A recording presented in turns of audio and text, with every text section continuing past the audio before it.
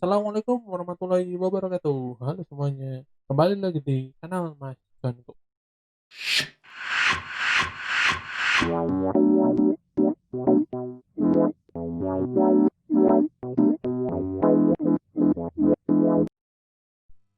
Baik, pada video kali ini saya akan bercerita tentang digital forensik. Kebetulan cerita ini cukup panjang, maka cerita ini akan saya bagi menjadi 3 video. Oke, untuk awal ini saya akan coba sedikit bercerita mengenai digital forensik itu sendiri, ya, dan apa aja sih yang ada di dalamnya sampai nanti dengan cabang-cabang yang ada di digital forensik. Nanti di video berikutnya akan saya jelaskan yang lainnya juga. Baik, saya kasih judul Selayang Pandang Digital Forensik. Nah, em, ya ini kurang lebih akan yang akan saya bahas di dalamnya, di dalam video pertama ini dan video sampai video ketiga nantinya. Ada komputer forensik, ada cybercrime, dan seterusnya hingga nanti ada anti forensik. Baik, saya akan mulai dengan digital forensik. Di sini saya berikan judul digital forensik dalam kurung komputer forensik karena ini ada kaitannya gitu ya. Jadi apa itu digital forensik? Digital forensik ini merupakan cabang dari ilmu forensik yang tujuan awalnya itu adalah melakukan recovery dan menginvestigasi materi-materi yang ditemukan di dalam digital device. Nah, ini catatannya yang saya bold ya, digital device. Biasanya ini berhubungan dengan kejahatan komputer. Nah, digital forensik ini merupakan kumpulan prosedur untuk mengidentifikasi, mengumpulkan, mengeksaminasi, menganalisis, dan mendokumentasikan serta melakukan proses pelaporan dari digital evidence. Nah, kenapa saya kasih kurung? Karena komputer forensik ini adalah bagian dari digital forensik. Jadi ternyata digital forensik ini luas. Nanti di akhir video part 1 ini saya akan uh, jelaskan cabang-cabang mengenai digital forensik. Nah, di sini ada catatan bahwa selalu berhubungan dengan kejahatan komputer, komputer crime. Saya akan bahas kejahatan komputer itu apa. Kejahatan komputer itu juga terkadang disebut dengan cybercrime. Itu adalah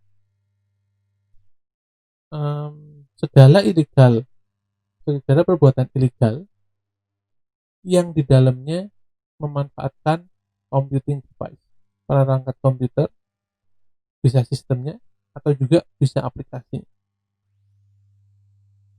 Itu mengenai cybercrime. Namun ada juga yang memisahkan, mengklasifikasikan menjadi 3.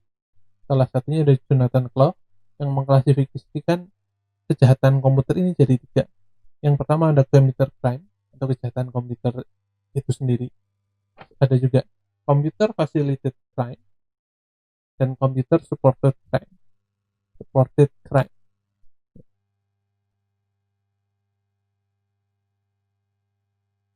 Jadi ada 3 tadi ya. Computer crime, computer facilitated crime, dan computer supported crime.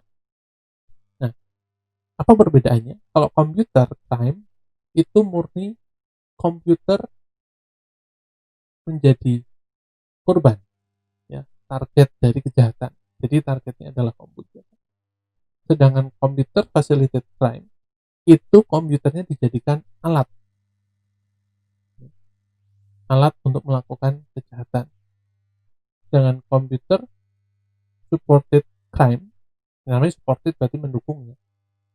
Komputer ini hanya alat pendukung mencapai tujuannya. Jadi kejahatannya bukan kejahatan komputer, tapi komputer hanya menjadi alat pendukung. Hanya mendukung. Kalau facilitated tadi murni memfasilitasi proses kejahatannya. Kalau di supported ini mendukung saja. Misal kejahatannya adalah penipuan gitu. Penipuan SMS gitu. Ya, misalnya penipuan SMS. Nah, handphone itu adalah perangkat komputer kan. Nah, jadi handphonenya hanya untuk mensupport mengirim SMS, tapi bukan untuk mendapat tadi tujuan kejahatannya bukan bukan SMS-nya, bukan targetnya, bukan handphone seperti itu. Itu sedikit contoh. Nah, sebenarnya secara umum cybercrime itu dibagi menjadi dua. Yang pertama ada internal attack dan external attack. Ini menurut IC Council. Internal berarti sumber kejahatannya itu ada dari dalam organisasi. Bisa jadi espionage, spionase, pencurian intellectual property, trojan dan lainnya. Kalau dari eksternal itu berarti ada seorang penyerang yang mencoba menghancurkan reputasi organisasi, bisa berupa shell injection, brute force, DDoS dan lainnya. Nah, ini konteks dari digital forensik. Kalau kita pisahkan dalam diagram Venn, di sini ada attack, terus di sini ada digital forensik. Jadi sangat beririsan. Jadi serangan kok terhadap komputer itu selalu beririsan dengan digital forensik. Nah, sedangkan komputer forensik itu bagiannya, subset. Jadi tidak semua kejahatan komputer itu nanti masuknya ke komputer forensik.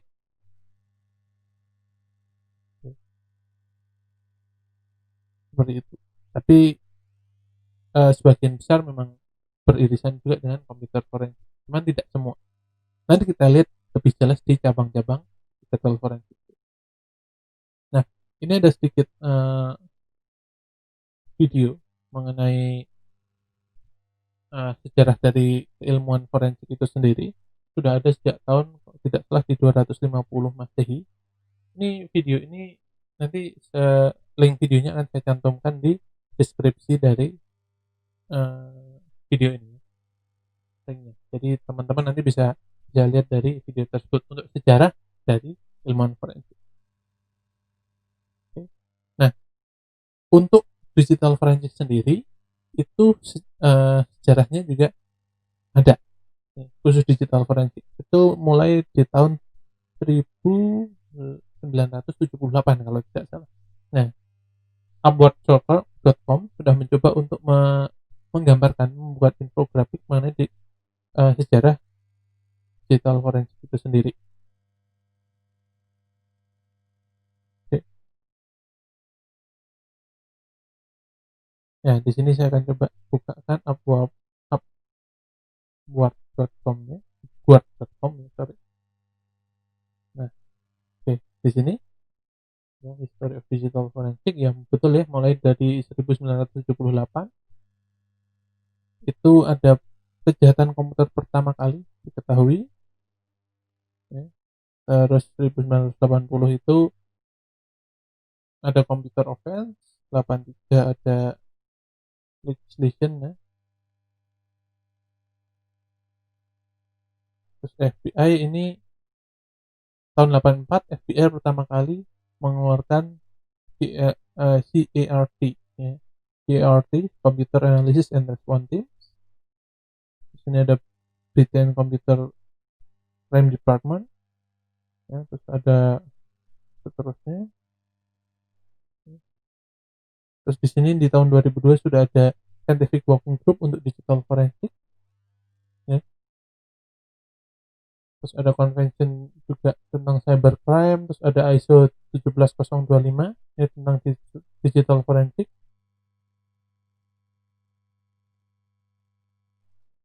Dan makin banyak juga penelitian mengenai digital forensik itu sendiri. Kalau di Indonesia sendiri tahu saya dimulai itu tahun 2002, dimulai oleh kepolisian di tahun 2002 di Puslapor Mabes Polri untuk keilmuan bidang keilmuan ini.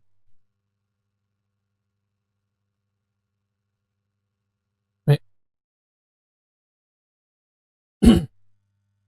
Nah, itu tadi mengenai untuk sejarah dari digital forensik sendiri ya. Kalau tadi yang di sebelumnya video itu adalah sejarah dari ilmuwan forensik, kalau yang ini sejarah dari digital forensik.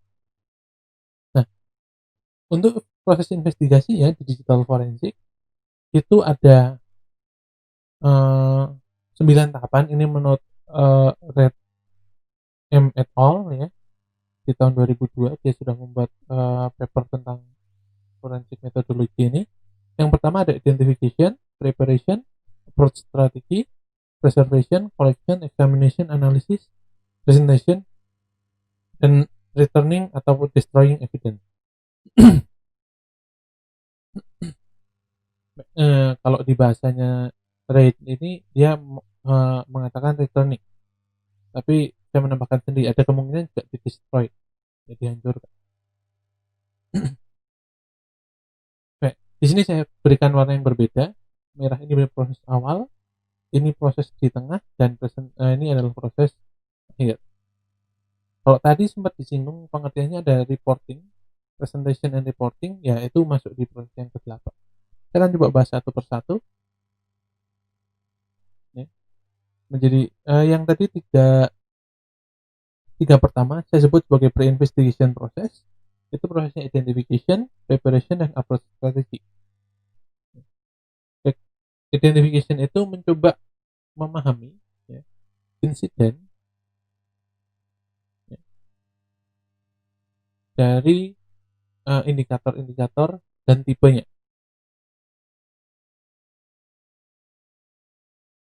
Ini identifikasi. Jadi kita mencoba untuk mengetahui, mengidentifikasi ini kejahatannya seperti apa, ya, indikator-indikator kejahatannya seperti apa, terjadinya itu seperti apa.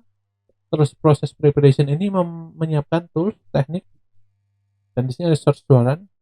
Ya. Kalau di kita bahasanya itu adalah penyitaan, itu surat penyitaan, search warrant, monitoring authorization, dan management support. Jadi ketika melakukan proses investigasi kita juga harus mendapat autorisasi untuk bisa mengakses uh, device-device yang akan menjadi barang bukti. Ketiga ini approach strategy. Nah ini mencoba memformulasikan impact ya, dari teknologi yang digunakan. Ya, termasuk juga impact dari attack itu sendiri. Ya. Dalam pertanyaan, kira-kira nyerang apa? Tujuannya adalah untuk mengefektifkan proses mendapatkan barang bukti. Ya, di sini katanya minimizing impact to the victim. Jadi tidak semua barang yang dimiliki oleh korban ini akan kita ambil. Nah, di sini approach strategi. Jadi kita coba memahami kejahatannya itu seperti apa dan apa yang akan yang perlu kita ambil sebagai barang bukti. Nah, tahap kedua itu investigation process. Ya, investigation ya. Nah, kalau kita kembali ke sini, ini yang bagian yang berwarna kuning. Itu ada preservation, collection, examination, lalu ada analisis.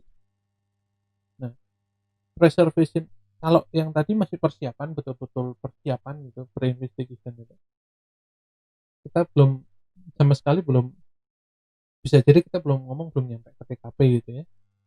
Kalau di sini sudah preservation ini kita sudah mengisolasi, mengamankan, mempersiapkan physical and digital evidence. Jadi barang bukti fisik dan barang bukti digital. Di sini ada physical evidence, itu berarti yang disebut physicalnya itu adalah electronic device, elektroniknya. Dan digital evidence itu ya berarti yang bentuknya digital. Ya, di sini termasuk mencegah orang menggunakan digital device itu, terus menjauhkan barang-barang yang bersifat elektromagnetik yang memungkinkan menghilangkan data di dalam digital device dan lainnya. Terus ada collection.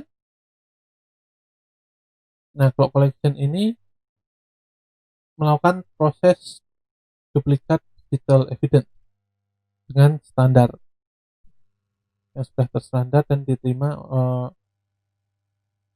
prosedurnya sudah diterima oleh khalayak banyak. Kalau tadi di pengertiannya disebut mengambil mengambil digital evidence. Nanti kita akan coba praktekkan mungkin di video yang lainnya gimana cara mengambil barang bukti terutama melakukan duplikat evidence. So the examination di sini udah melakukan proses analisis gitu ya. Ya, analisis sendiri ya. Examination ini kita mencoba untuk mencari barang bukti yang berhubungan dengan kejahatannya. Jadi kita memfokuskan untuk mengidentifikasi potensi barang buktinya. Nah, terus analisis. Nah, kalau analisis ini proses untuk membuat barang buktinya itu, kalau sudah ketemu, di eksaminasi sudah ketemu, membuat barang buktinya itu berbicara. Ya, di sini dia bisa memberikan kesimpulan mengenai kejahatan yang dilakukan.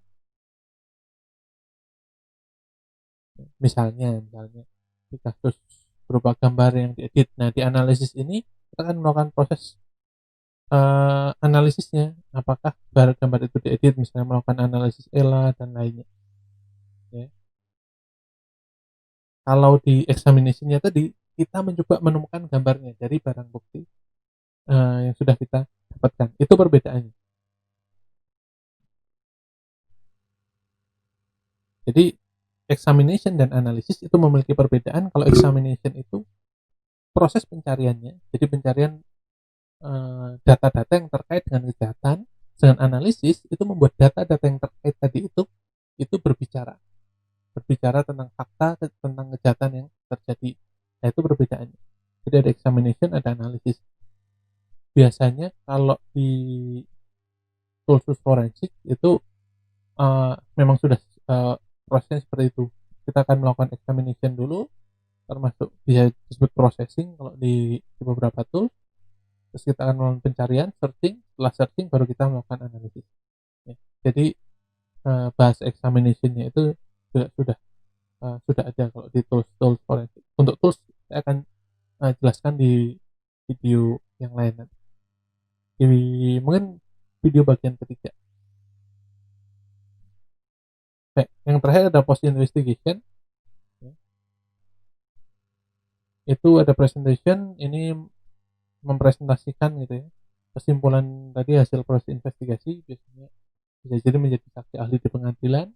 Terus returning evidence, mengembalikan physical evidence-nya kepada pemiliknya. Tapi dimungkinkan kalau pemiliknya minta itu untuk dihancurkan, ya itu dimungkinkan untuk dihancurkan. Oke, itu tadi untuk prosesnya. Nah, dalam proses investigasi ada beberapa guideline yang petunjuk gitu yang bisa diikuti. Yang pertama ada dari ISO tadi 17025, lalu ada dari ACPO, ini Association Chief Police Officer dari Inggris di Britania sana, ada juga dari NIST. Saya tidak akan membahas dalam mengenai ini, nanti teman-teman bisa baca sendiri untuk guidelines. Nah, untuk cabangnya, cabang dari digital forensik saya coba gambarkan sedikit, tapi sebenarnya kalau mau kita pecah cabangnya akan sangat banyak sekali. Jadi salah satunya adalah computer forensik, terus ada network forensik, memory forensik, multimedia forensik, mobile, dan database forensik. Network ini nanti berhubungan dengan jaringan gitu ya. Kalau memori berarti analisanya arahnya ke RAM. Multimedia berarti hubungannya dengan konten-konten multimedia, dari gambar, video. Kalau mobile berarti dengan perangkat-perangkat mobile, handphone, Android, iOS, itu masuk di dalam mobile forensik. Terus ada database forensik, berarti hubungannya dengan basis data.